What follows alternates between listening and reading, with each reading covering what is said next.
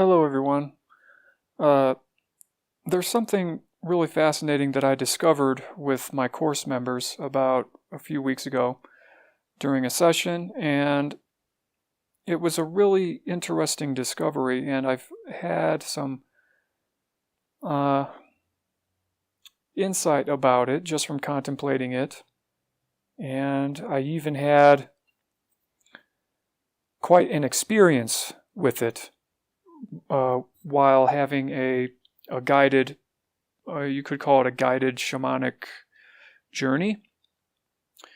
And it is connected to source gazing, the source gazing that's discussed in Letters from 500.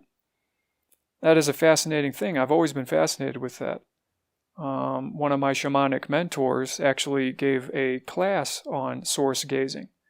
Now, you could look at source gazing in a few different ways, probably, just depending on what direction you're coming at it from. I really like how it's discussed in the books. But I found an element, a very powerful element of source gazing in the body graph itself and how these hexagrams are set up with all the centers that they correspond to. Say, the 58. The 58th hexagram right here, that is in the root. The 38 that's in the root, or, the 57 that's in the spleen. But to make this easier, I created an image that has all the centers.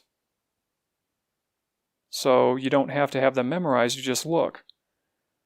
This green triangle is the ajna. Upright yellow triangle is the head center, right? We have the root center. We have the throat center here. Now, it might seem like a mess on the surface, but when you dig into this, there are patterns, very meaningful ones. And the pattern I noticed was interesting because we were doing a class on the head center, I think. And while looking at this, I just noticed a pattern. I talked a little bit about this pattern in the throat center, individual circuitry, and mutation video. But I didn't know what I was seeing. Not really.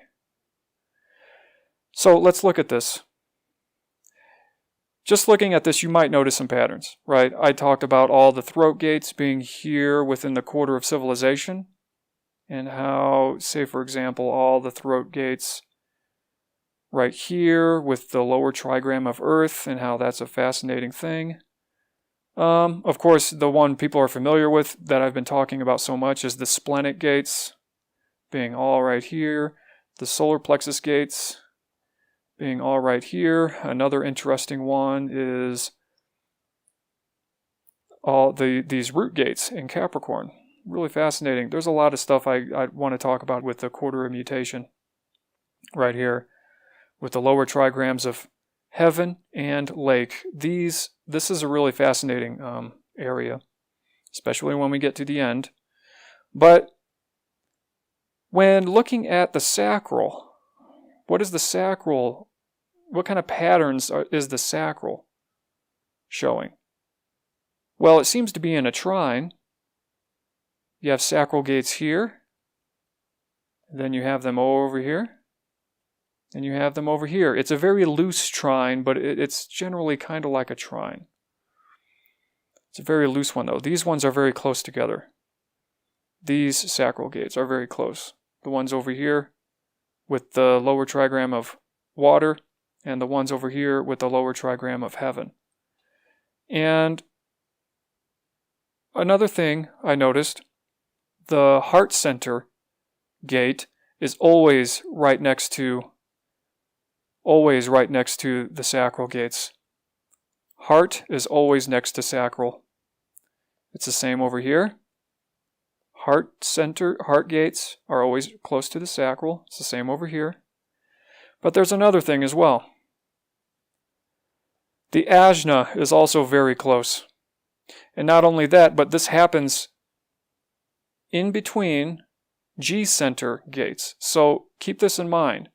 Wherever you see sacral gates, they're next to a heart, and they're also sandwiched between Ajna gates and the G-center gates, which set the tone for the lower trigram cycle. The first hexagram sets the tone for the lower trigram of heaven. The 10th hexagram sets the tone for the lower trigram of lake, and so on. And all the gates that are like this are G-center gates, the yellow diamond. So, like I talked about in the throat center video, G-center gates set the tone. It's about direction. It's about starting a new direction, going a new way, laying a foundation. It's also more connected to splenic reality. It's a kind of differentiating force. Upper trigrams are very experiential. Being able to experience this lower trigram in 8 cycles. There are 8 trigrams that we move through before moving into a new lower trigram cycle. Then we move through another 8. 1, 2, 3, 4, 5, 6, 7, 8. And we move to another one. But there's something fascinating about how the Ajna gates, all Ajna gates, are like this.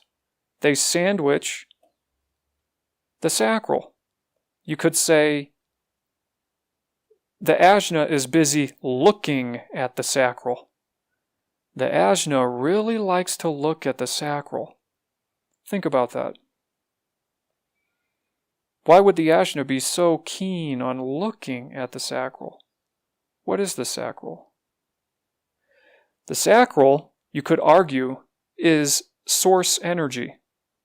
Very powerful source energy, because it's where the left and the right converge. It's what makes the sacral such a sexual center. And when you understand this, and while understanding that the Ajna itself doesn't control any of this, even though it can see it. That's the thing we understand about the Ajna. It can see, it's our apparatus of seeing, even though it doesn't control what's going on down here. And it's a very beautiful thing to be aware of and to experience. And the way the Ajna is set up here, you could call this source gazing or source seeing. Being able to see how things are moving here, even when you look over here. The Ajna is looking at this powerful activity with the heart and with the sacral, even over here. There's an interesting thing over here, though, because we have a head center gate, the 64. This is interesting. I talked about it a bit in the session I had with my group, but I don't want to talk about that right now. We may get into that, but there's something about it. With the Ajna being the opener for this, the Ajna opens it up. It wants to see this progression. And the lower trigrams that do this are heaven, thunder, and water. Heaven, thunder, water. Very interesting that. Between heaven and thunder and water and thunder, there are these 2 lower trigram cycles. So it's separated, this thunder lower trigram, with the quarter of initiation.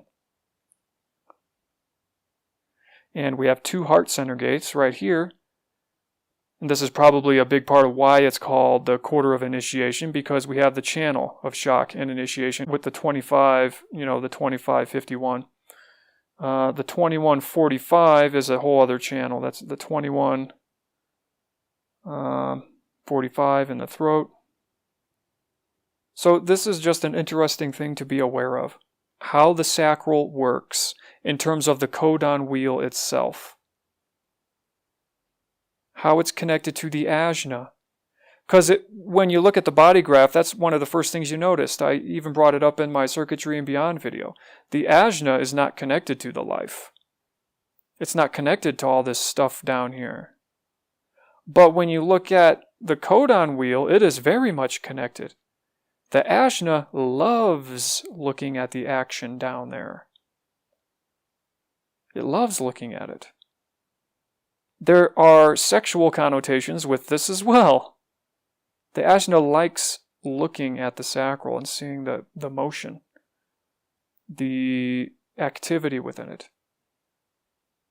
And there is you could say, masculine quality to it.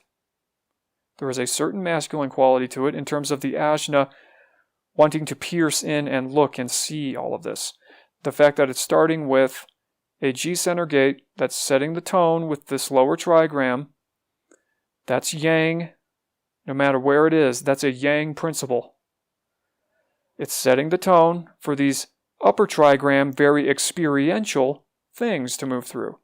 And these Ajna gates want to check it out and even close with it. It closes with an Ajna as well.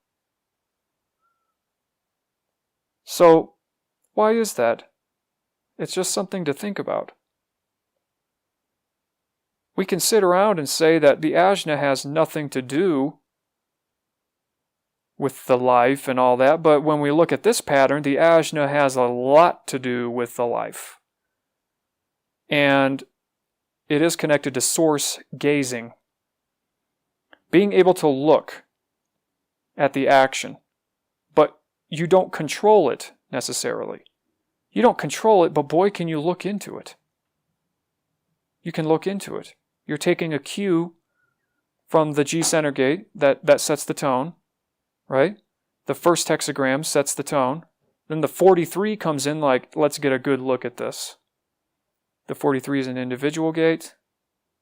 And it's saying, let's get a good look at all this. The 14, 34, 9, 5, then the 26.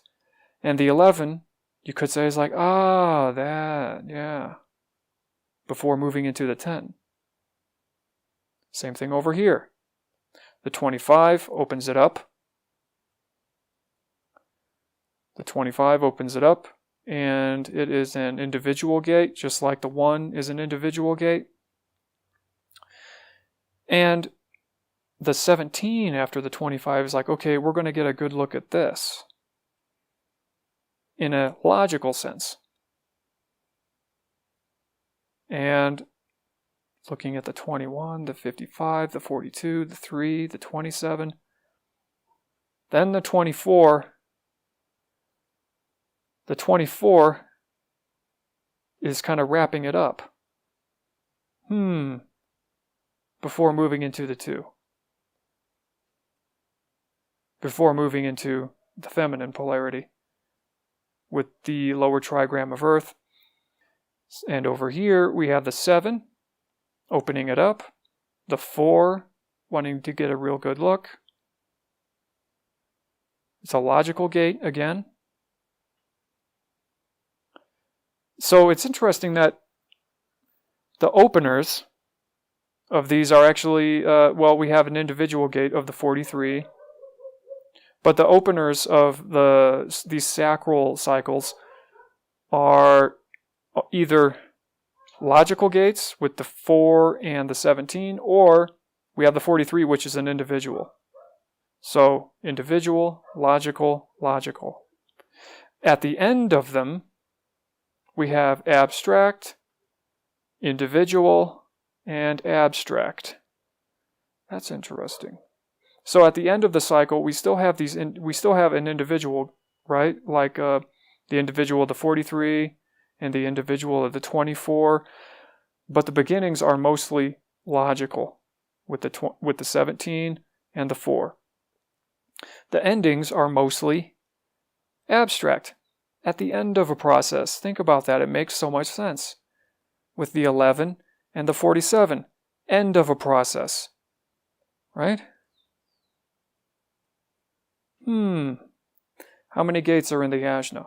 1, 2, 3, 4, 5, 6. 1, 2, 3, 4, 5, 6. We have 2 individual gates, 2 abstract gates, and 2 logical gates.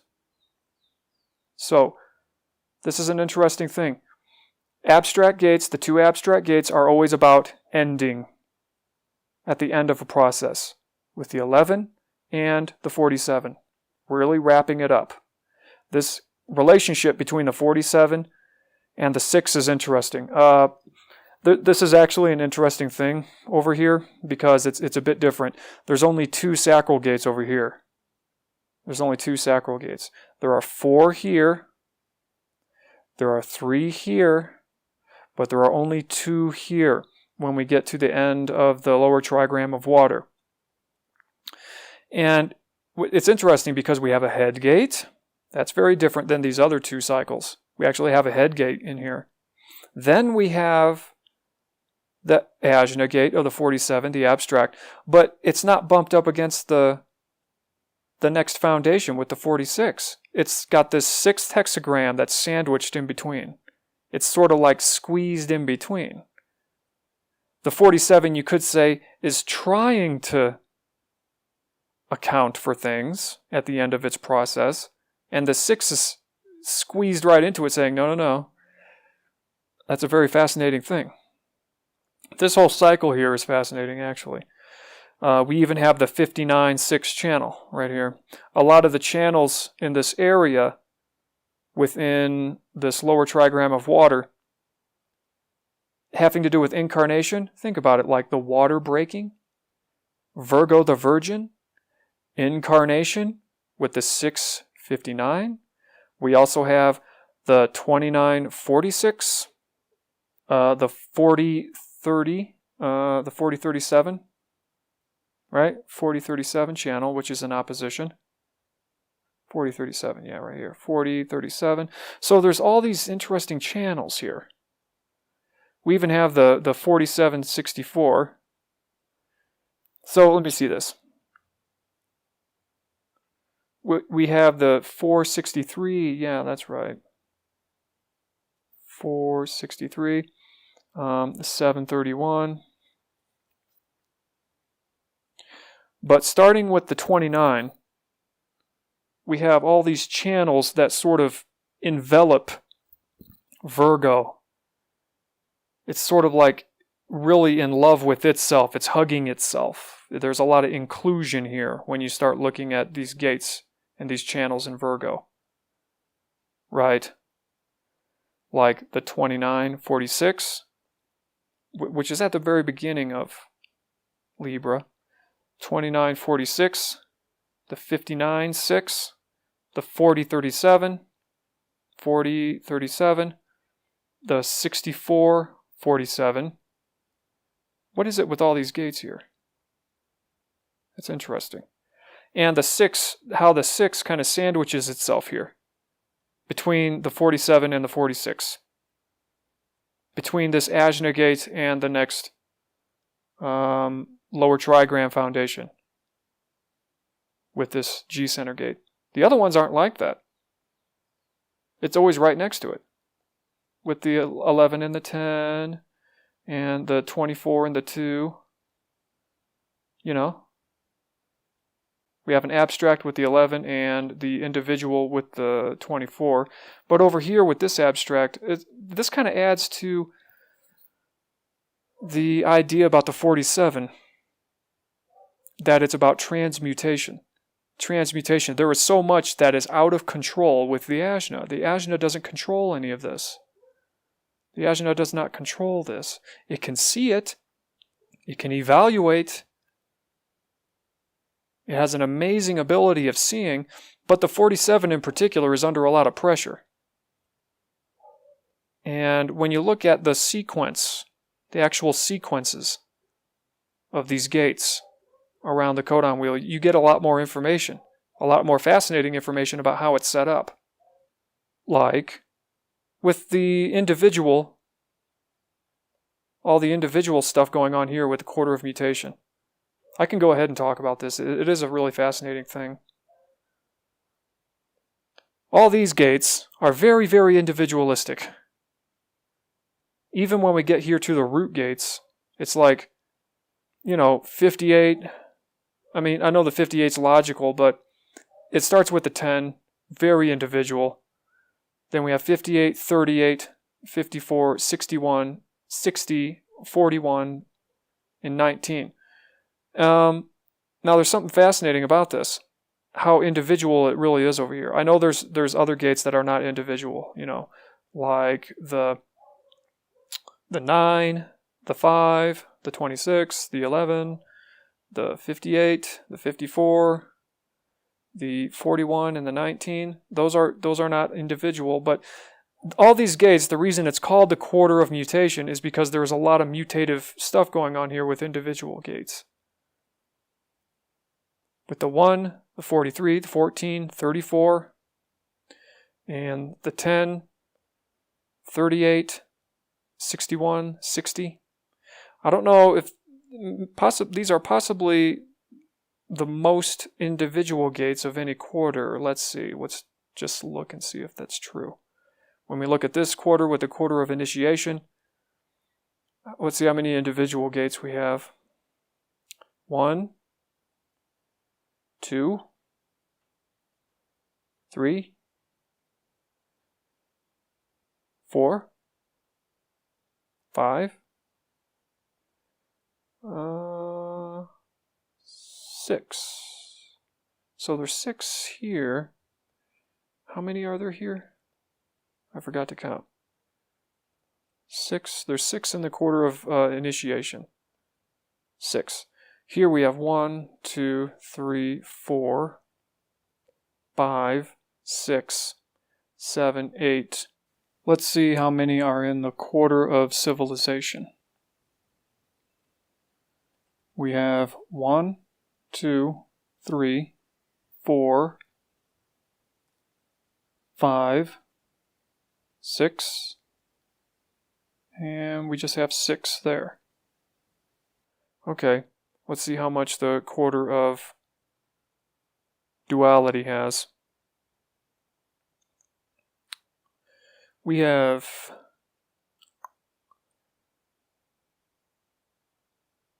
we don't have one. Not one so far. Okay.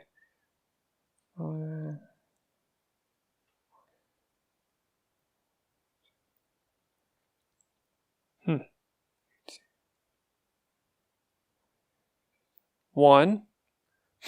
One.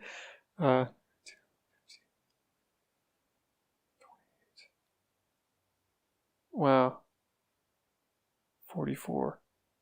Well, that's fascinating. The 28, let me zoom in here. So there's only 2. We have the 28 and the 57. The 28 and the 57 are the only individual gates over here in the quarter of duality. Well, isn't that interesting? You'd think it'd be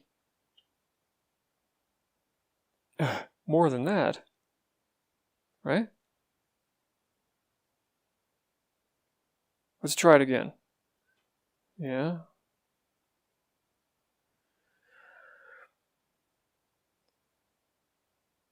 Wow. Just contemplating all of this. So there are only 2 individual channels in the quarter of duality. That's interesting to note. So there are 8 individual gates in the quarter of mutation. There are 6 in the quarter of initiation, 6 in the quarter of civilization, and only 2 in the quarter of duality. So my presumption that the quarter of mutation has more individual gates than any other quarter is correct. So that makes sense. That's why it's the quarter of mutation. Very individual. Beginning with the first hexagram, which makes sense because it's very yang. You could call it the quintessential individual gate. But when you move to the 10, it's more like the rugged individual with all these gates beginning with Capricorn. But what happens when we get to the end? When we get over here with the 10, it's very individualistic. Again, the 10 is a very individualistic gate, just like the 1. And this is fascinating because all these root gates are about, really, it's very Capricorn, actually. The fact that they're all in Capricorn here, a lot of them. 10, 58, 38, 54, 61, 60. Very individual here, very powerful, and can handle a lot of pressure, and it's very tenacious. It will accomplish what it needs to accomplish no matter what. The 58 is very vital. The 38 is very individual. The 54, that's not giving up either. Like it can't. 61, that's like having a good view from on top of the mountain. The mountain that Capricorn is climbing, the mountain goat, the goat of Capricorn. When it gets to the top of the mountain, it wants to have a good view. That's why the siddhi of the 61 is sanctity, like the sanctuary on top of the mountain, having a real good view.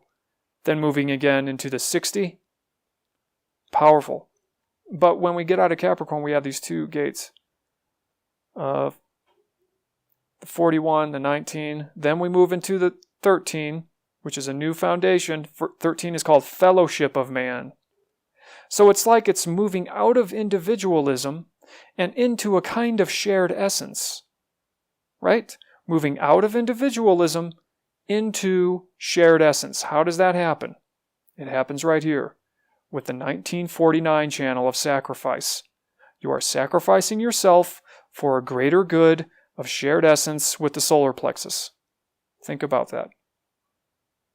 This is exactly what happens. The goat of Capricorn is sacrificed by the 19, move into shared essence with the 13, Fellowship of Man. Then we have the 49, which is part of the 1949 channel of sacrifice. The 49, again, tribal circuitry, moving into shared essence within all these solar plexus gates. Then we have the one head center gated, the 63, which is fascinating because it's a logical gate. It's almost like the 63 is trying to be like, there has to be some logic in here. There has to be. There has to be something in here that makes sense.